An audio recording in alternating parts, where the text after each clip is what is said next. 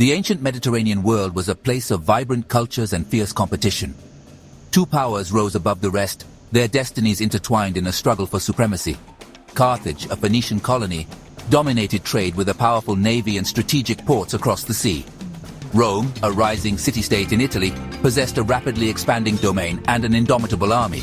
Carthage, founded in the 9th century BC, established itself as a maritime superpower. Their ships, laden with goods from across the known world, sailed from the Pillars of Hercules to the shores of the Levant. Carthaginian wealth grew, fueling a mercenary army that secured their interests across North Africa, Iberia, and islands in the Mediterranean. Rome's origins were humbler, emerging as a small city-state in central Italy. Driven by military prowess and political ambition, Rome steadily expanded its territory. The Romans were renowned for their discipline, organization, and the legendary legions, composed of citizen soldiers fighting for the glory of Rome. Though separated by geography and culture, the paths of Rome and Carthage were destined to collide. Their ambitions, fueled by growing power and influence, set the stage for a clash of civilizations, a conflict that would decide the fate of the Mediterranean world. The initial encounters between Rome and Carthage were marked by cautious diplomacy. Both recognized the other's strength, preferring to avoid open conflict. Trade agreements were signed, defining spheres of influence and ensuring a degree of peaceful coexistence. However, beneath the veneer of civility, suspicion and rivalry festered. The island of Sicily, a fertile and strategically important prize, became a flashpoint for tensions. Possessing both Carthaginian and Greek colonies, Sicily's riches attracted the attention of both Rome and Carthage. Minor conflicts erupted as each power jockeyed for control, testing the boundaries of their fragile peace. In 264 BC, the simmering tensions finally boiled over, igniting the First Punic War. The spark came from a seemingly insignificant dispute over the Sicilian city of Messana. Rome, drawn into the conflict by an appeal for aid, found itself committed to a full-scale war against the might of Carthage. The First Punic War was a protracted struggle, lasting over 2 decades and marking a dramatic departure from Rome's primarily land-based campaigns. Forced to adapt, the Romans built a powerful navy, challenging Carthage's dominance at sea. The conflict raged across the Mediterranean, with battles fought on land and sea, a testament to the determination and resourcefulness of both powers. The First Punic War ended in a Roman victory, but the peace was fragile. Carthage, though defeated, remained a formidable power, nursing its wounds and plotting revenge. The stage was set for an even more brutal conflict, one that would etch its mark on the annals of history, the Second Punic War. At the heart of this conflict stood a figure of legend, Hannibal Barca. Son of a Carthaginian general, Hannibal was raised on tales of war and vengeance against Rome. A brilliant strategist and tactician, Hannibal possessed an unyielding will and a deep-seated hatred for Rome. In 218 BC, Hannibal launched a daring invasion of Italy, leading his army, complete with war elephants, across the treacherous Alps. This audacious maneuver caught the Romans completely off guard, marking the beginning of a campaign that would test the limits of Roman resilience. Hannibal's army, composed of Carthaginians and various allied forces, marched through Italy, inflicting a series of crushing defeats on the Roman legions. His tactical genius and the ferocity of his troops struck fear into the hearts of the Romans, threatening the very existence of their republic. The Battle of Cannae, fought in 216 BC, stands as a testament to Hannibal's military genius and a day of infamy for the Roman Republic. Outnumbered by the Roman legions, Hannibal devised a brilliant tactical masterpiece, encircling and annihilating a massive Roman army. Cannae was a battle of maneuver and strategic brilliance. Hannibal, deploying his troops in a crescent formation, lured the Romans into a trap. As the Roman legions pressed their attack on the Carthaginian center, Hannibal's flanks swung inward, enveloping the Roman army. Trapped and pressed from all sides, the Roman legions fought with characteristic discipline and bravery, but the outcome was inevitable. Surrounded and cut down by the Carthaginian forces, the Roman army suffered a catastrophic defeat, tens of thousands of legionaries slain on the blood-soaked fields of Cannae. The Battle of Cannae sent shockwaves through the Roman world.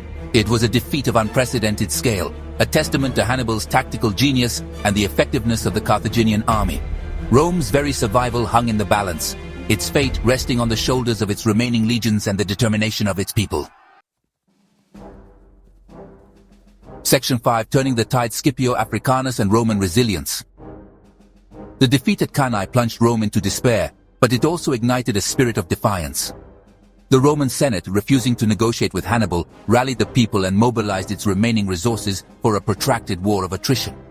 From the ashes of defeat, a new generation of Roman leaders emerged, determined to break Hannibal's hold on Italy and carry the fight to Carthage itself. Among them, one name stands out: Publius Cornelius Scipio, later known as Scipio Africanus. Scipio, recognizing the need to strike at the heart of Carthaginian power, devised a daring plan: an invasion of North Africa. While Hannibal remained bogged down in Italy, Scipio would land in Africa, forcing Carthage to recall its greatest general to defend its homeland. Scipio's campaign in Africa was a resounding success. He outmaneuvered and defeated Carthaginian forces, capturing key cities and securing Roman dominance in the region. His victories, culminating in the Battle of Zama in 202 BC, forced Hannibal to abandon Italy and return to Africa to face his destiny. Section 6. The Final Assault, the Siege and Destruction of Carthage. The Battle of Zama marked the final confrontation between Hannibal and Scipio Africanus, two giants of military history clashing on the plains of North Africa. Hannibal, the veteran of countless battles, faced Scipio, the rising star of Roman military might. The battle raged, a clash of armies, tactics, and the iron will of two determined commanders. In the end, Scipio's strategic brilliance and the discipline of his legions prevailed. Hannibal's army, weakened after years of campaigning in Italy, suffered a crushing defeat, marking the end of Carthaginian dominance. With the defeat at Zama, Carthage's fate was sealed. The Roman Senate, determined to eradicate any future threat, demanded the complete destruction of their ancient enemy. In 146 BC, after a 3-year siege, Roman legions breached the walls of Carthage. The once mighty city, a center of trade and culture, was razed to the ground. Its inhabitants were slaughtered or sold into slavery, its buildings and monuments reduced to rubble. The destruction of Carthage marked the end of an era, a stark reminder of the brutal realities of ancient warfare. Section 7. Giants of the age: Hannibal and Scipio, master strategists. The Punic Wars produced some of the most brilliant military minds in history. Hannibal Barca and Scipio Africanus, locked in a deadly struggle, left an indelible mark on the art of war, their names forever linked in the annals of military history. Hannibal, the strategic mastermind behind the invasion of Italy, was a master of maneuver warfare. His ability to outthink and outmaneuver his opponents, often against overwhelming odds, made him one of the most feared generals of his time. Scipio Africanus, the victor of Zama and the conqueror of Carthage, was a brilliant tactician and a charismatic leader. He understood the importance of logistics, discipline, and adapting to changing circumstances. His victories in Spain and Africa cemented his reputation as one of Rome's greatest generals. The rivalry between Hannibal and Scipio transcended the battlefield. It was a clash of cultures, leadership styles, and strategic thinking.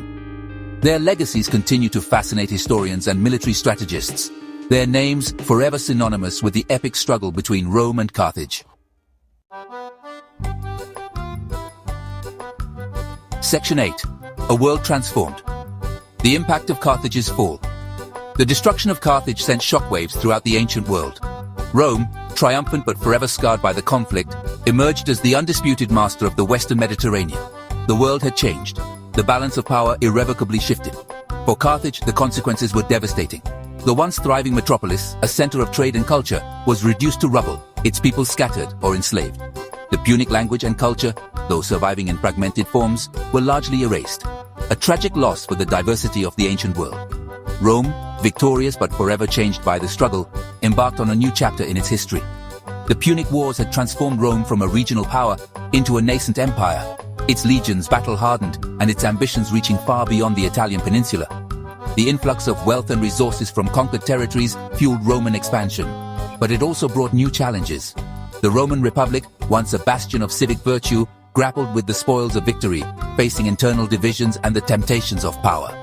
The Punic Wars marked a turning point in Roman history, setting the stage for the rise of the Roman Empire and the centuries of dominance that would follow. However, the ghosts of Carthage, a stark reminder of the costs of empire, would continue to haunt the Roman psyche. Section 9. Echoes of Empire: the enduring legacy of Rome and Carthage.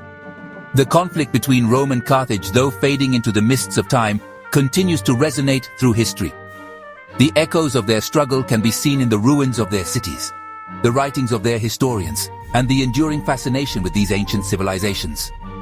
Carthage, even in defeat, left its mark on the world. Its legacy can be seen in the Phoenician alphabet, the foundation of many writing systems, and in the innovations of its maritime trade. The tragic fate of Carthage serves as a cautionary tale, a reminder of the fragility of power and the enduring impact of conflict. Rome's legacy is even more profound. Its laws, language, architecture, and political thought continue to influence Western civilization. The Roman Republic, though eventually giving way to empire, provided a model for governance and civic virtue that has inspired thinkers and reformers for centuries. The epic clash between Rome and Carthage stands as a testament to the complexities of history, the enduring struggle for power, and the enduring legacy of these ancient civilizations. Their story reminds us that the past is never truly gone, its echoes reverberating through the ages.